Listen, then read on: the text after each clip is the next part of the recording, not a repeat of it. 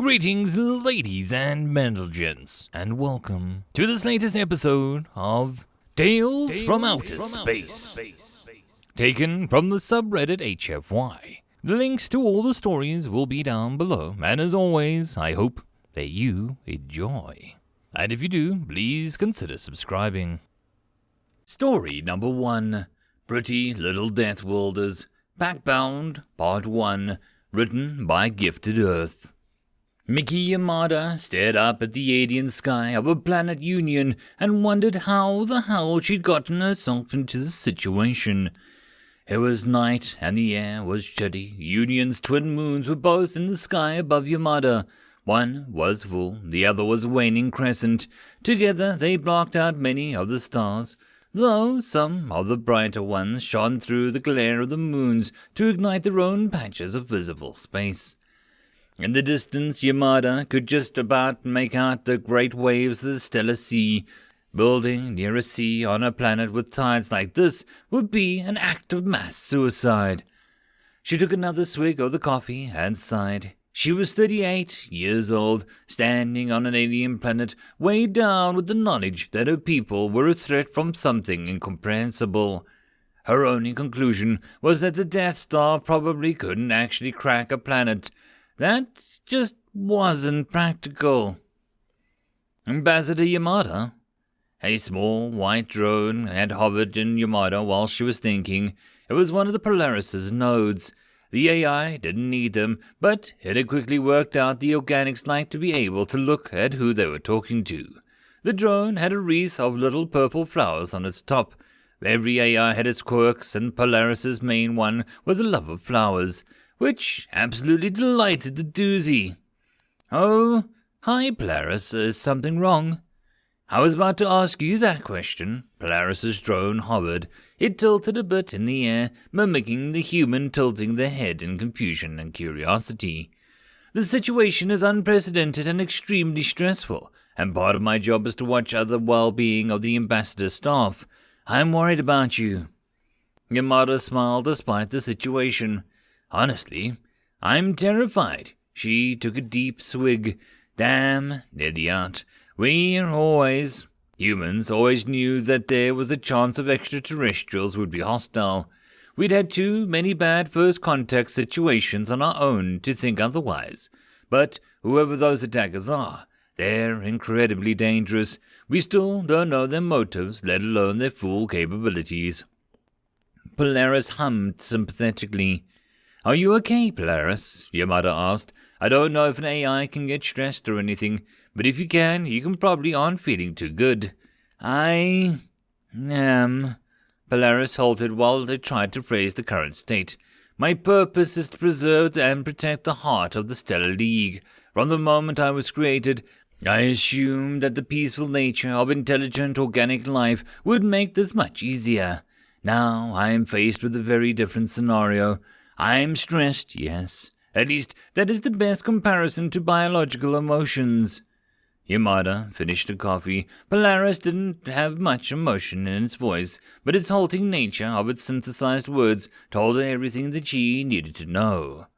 "Well, we're just going to have to figure things out together," Yamada said. "I won't say don't worry, because that's hypocritical, but don't panic, maybe? Yes, panic would be... Oh dear. Ambassador Yamada, I have just received an emergency communication from the AI in the Giant's Eye Research Hub." Giant's Eye? That's where the original human science team was based. What's going on? "It's under attack." The base AI at Giant Eye Research Hub was generally known by some translation or pun of the word eye. For instance, the human called it I Spy, and there was nowhere near as advanced as Polaris, but it did its job well and with pride. It had a horrible feeling that it was about to have a very bad day. 3 strange ships had just jumped out of the dark space at the edge of the Giant's Eye system, and they were moving fast. 1 quarter C to be precise. That was definitely breaking the galactic speed limit. I Spy hailed the ships in standard codes. "This is the Giant's Eye Research Lab. Overseer AI for activities in the system. Please identify." Static on the other end. I-Spy considered its options. It pinged all of the other smaller AIs in the system. They were mostly mining drones and probes, i.e., not very useful in a fight, but it'd still be polite to give them the heads up. At the same time, it opened up communications with the manned security stations inside the hub. Thankfully, security had been tightened after the incident with Striquet's scientist. 3 vessels have entered the system. They're moving at 0.25 C and heading straight towards us. Advise defensive measures. Ofra security officer Lang Didi trumpeted in a low tone, which was basically his species' version of groaning. He looked over at the readouts the I-Spy was giving him. His trunk curled anxiously in on itself. I don't recognize those ships. I identify them. They don't match any known ships. I suspect that they are linked with the ones involved in the assassinations. By the way, they're slowing down. So they're not planning to ram us, the strict security officer said. That's good to know. Lang Didi hit the intercom button. This is Chief Security Officer Lang Didi. We are entering lockdown. All staff and visitors, please proceed to your nearest secure cabin. I repeat, we are entering a state of lockdown. He released the button. Aye, you're in charge of running the main defenses. Keep them out if you can. Understood. I-Spy put the base's shielding and slammed all of the security shutters shut. It checked the power consumption. Okay, those few non-critical experiments could be shut down. That was more power for the shields. That experiment was a bit sensitive. Leave it on the monitors. Life support was a must, though the worst-case scenario, it could shut down outside of the secure cabins. Lights could be dimmed, cooking could be stopped. Oh good, everyone was moving to safety. Even the humans were listening. It turned its attention back to the ships. They had slowed down considerably, probably because they were very, very close and didn't want to fly straight into the gas giant that the station was orbiting. I-Spy decided to try hitting them again. This is the Giant's Eye Research Hub. Please identify yourselves immediately. These ships were some nasty pieces of work, it thought to itself, sleek and dark, with scythe-like black protrusions and some rather crude artwork painted onto the side, their hulls marked with the scars of battle. To the AI's surprise, one of them actually responded this time. We are the last. Lower your shields and let us in. Identification confirmed. Why should we let you in? If you let us in, we will kill your crew quickly and painlessly. If you resist, we cannot guarantee a swift end. One moment, please. I-Spy transmitted the conversation to the security officers. Lang Didi said. So they're going to kill us no matter what? Apparently. Lang Didi paused for a while before making his answer. If they were offering a peaceful surrender in exchange for letting us live, I'd take it. But if we're going to die anyway, I'd rather fight back. Understood. I-Spy sent an emergency dark space message out in the direction of Union and returned to the ships. Sorry, but we would rather fight for our lives than give up. You have courage, but lack sense. The voice on the other side sounded very frustrated. So be it. The central ship's engines flared and it sped towards the hub. As it did so, the front of its hull opened up a little, and a long needle-like protrusion was revealed. I-Spy ran scans on the ship in alarm, trying to gauge its capabilities. That needle was very sharp. Far too sharp. Its point was a monomolecular... Wait. No. It was a monoatomic. A single atom at the tip. What in the galaxy could your point something like that be? Sure, it was sharp, but you didn't need the sharpness like that unless... Oh, crap. Security, please be advised that there is an attempting breach of the shield. Copy, said Backdog Guard near the onboard cafe. How much shield power have we got? Effectively, none. Come again? You didn't need a monoatomic piercing weapon unless you were trying to pierce something that was itself an atomic scale, like, for instance, a standard ship's shielding. A meteor or a standard explosive would struggle to breach a shield because the shield's tight atomic lattice wouldn't let anything big through. A single atom being forced into the shield, though. Yeah, that'll do it. HFY fired the hub's orbital kinetic cannons, but it didn't make much of a difference. The rounds effectively bounced off the lost ship's hull.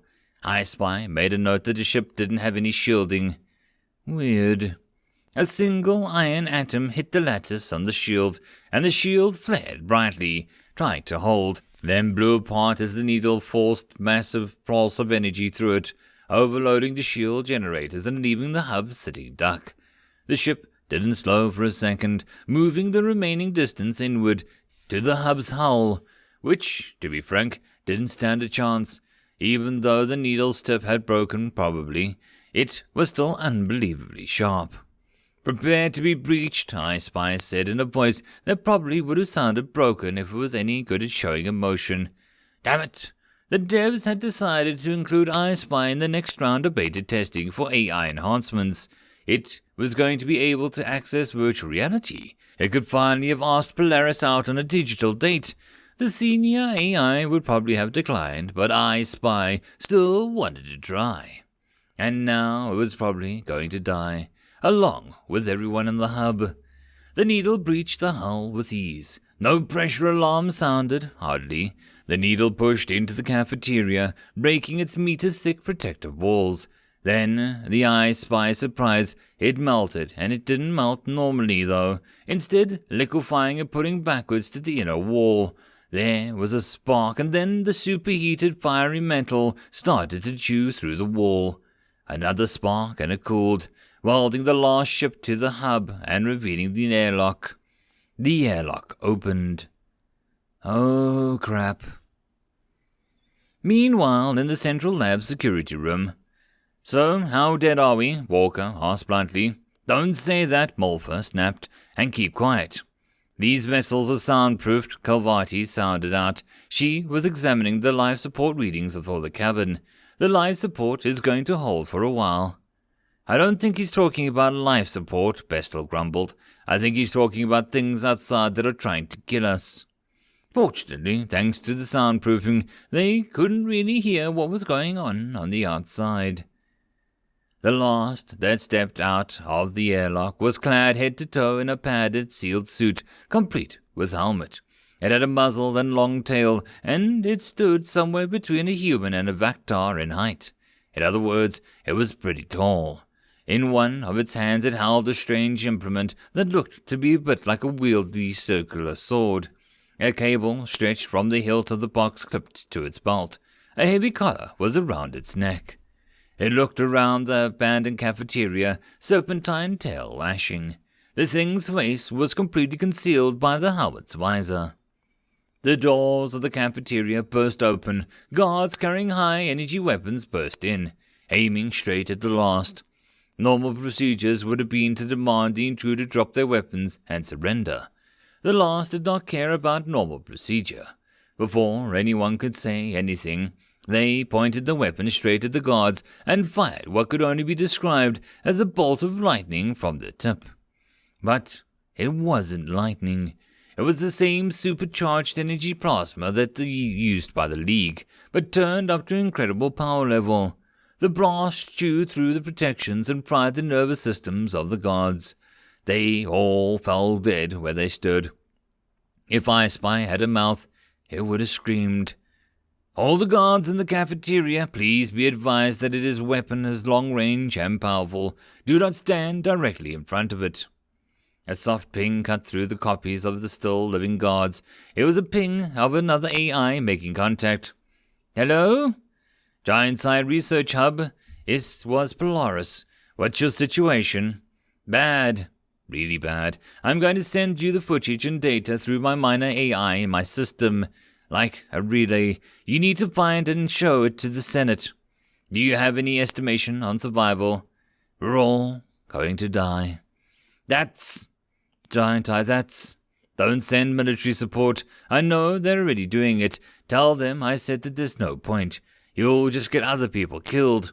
Our purpose is to avoid that. Did someone upload a set of strict romance movies to your servers? Because you sound like one of their reckless warrior heroes. Maybe.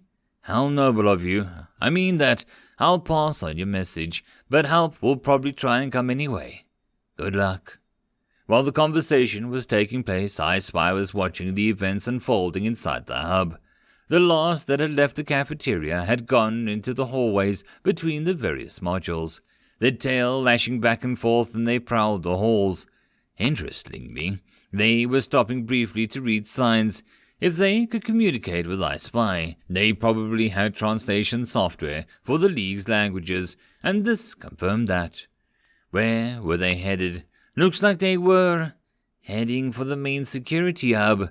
Well, that made sense, even if they were about 10 high security doors between the last and the hub's central room. Sci-Fi quietly relayed this to the guard's headsets. The last came to the main secure door between themselves and the security hub. It was a foot of steel, titanium, and high-density superplastics, held shut by thick internal bars and controlled directly by Sci-Fi. It was too strong to cut through, and if the last had tried to burst electronic controls, the door would default to staying shut.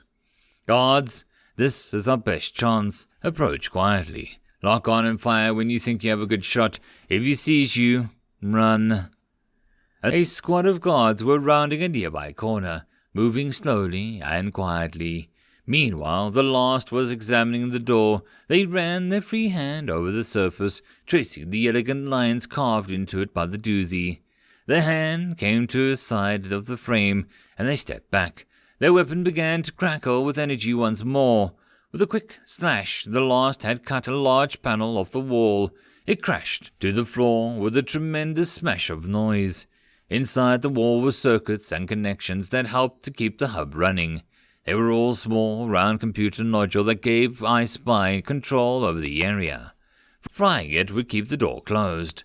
The last powered down their weapon and stabbed the nodule anyway. Error. The door to the secure cabin slid open. "Well, that's strange," Kolzek said. "Are we safe?" "I seriously doubt that," Kavati replied. "No, look, there's no all-clear signal in the room's data screen. The door's just malfunctioned." Murukai literally wilted in the corner. Her leaves were shiny from the overproduction of toxins. "That's not good." Brewer stood up from his seat in the cabin and stuck his head out the door. Crap. Every door's open. That's a pretty big malfunction." Kalvati froze, as the species tended to when they were scared. Murukai reached the four-leaf and comforted her, then thought better of it. Inoculation or no, the amount of toxins in her leaves would probably not help Kavati feel better. "How are things outside?" Kolzak asked Brewer, who was still looking around. "The lab seems quiet, so I guess the bastards are not near us, which is good." He pulled out his head back and turned to Kavati. "Hey, Doc. Try getting Sci-Fi's attention. You know, the AI. They might know what's going on." Kalvati unfroze with some difficulty and hit the emergency call button on the data screen with one stiff finger. "Error." She tapped the button again. "Error." "Computer X, explain this," she said in a halting voice. "Eye of the Giant Diagnostics, please." A long data readout appeared on the screen. "Oh no," Kalvati said faintly. "Eye of the Giant is down. The tertiary backups are still intact, but they can take hours to boot from, and it looks like the main circuitry is physically damaged. It isn't responding at all." Walker stood up. Brewer grip on the doorway tightened. The air went deadly cold. Kalvati froze again. Both the humans present had dark looks in their eyes. Their fists were clenched, as were their teeth. Brewer's top lip pulled back in an obvious snarl, showing his sharp canines. "They fried Sci-Fi?" Walker asked in a deceptively calm voice. Before anybody could say anything, Brewer was bolting out of the secure cabin, heading towards the Souder, screaming, "Aye, aye, respond, respond." Lang Lang Diddy watched the scene outside of the security door unfold with some horror. The last's weapons had caused a huge energy surge through the AI system, taking out its top two systems and leaving only the tertiary backup still on station. This had left the station vulnerable to an attack by a rather unexpected assailant, a simple computer virus. It had forced all the doors open. If the airlocks hadn't been on a separate system altogether, they would presently all be dying horribly. Not that this was much of a blessing. The hub guards were successfully sneak attacked the last from behind, firing bolt after bolt of plasma and iron into their suit. The resulting roar from the creature had shook Lang Lang Diddy to the core. Even more terrifyingly, the last apparently hadn't cared about the hit. Did they not feel pain? Even a Burma would have stumbled in the assault like that had struck their shell. To Lang Lang Diddy's surprise, the last had dropped the plasma shooter and decided to swap for the more primitive weapon. Claws. The claws that sliced through the tops of the suit's hands were long, sharp, and vicious. They clenched their fists and leapt at the guards. Their aim was perfect, shredding the weakest part of the armor and dealing invariably fatal blows. More shots pummeled them, but they did not care. Lang Lang Diddy sat back in his chair, cold and horrified. "Sir?" The voice was that of the Doozy sentry. The Doozy didn't really have a military mindset, but they could be pretty good in monitoring screens. "Yes? It's a secure cabin to the Central Biological Labs. One of the humans, Dr. Brewer, has just left it, and he's moving pretty fast." "Oh, for the love of all the 40 mother gods. Why?"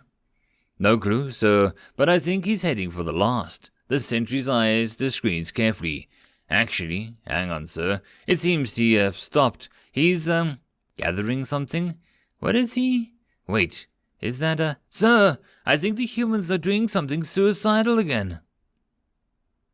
End of story. I hope that you enjoyed, and if you did, please consider subscribing. If you wish to support the author, there is a link to the original story, so pop over there and give him your support. If you wish to support this channel, however, there are a few ways to do so. The best and easiest would be to share this video with other people, as well as liking, subscribing, and leaving a comment. All of these things tell the algorithm that this channel is at least vaguely interesting, and that may share it with other people. If you wish to support the channel in some other manner, watching my other videos would also help tremendously. Or, if you really like, there is a link down below to leave a tip or to join the Patreon. Any and all support is very much appreciated. And I hope that you all have a good one until the next time, and I'll see you then. Cheers.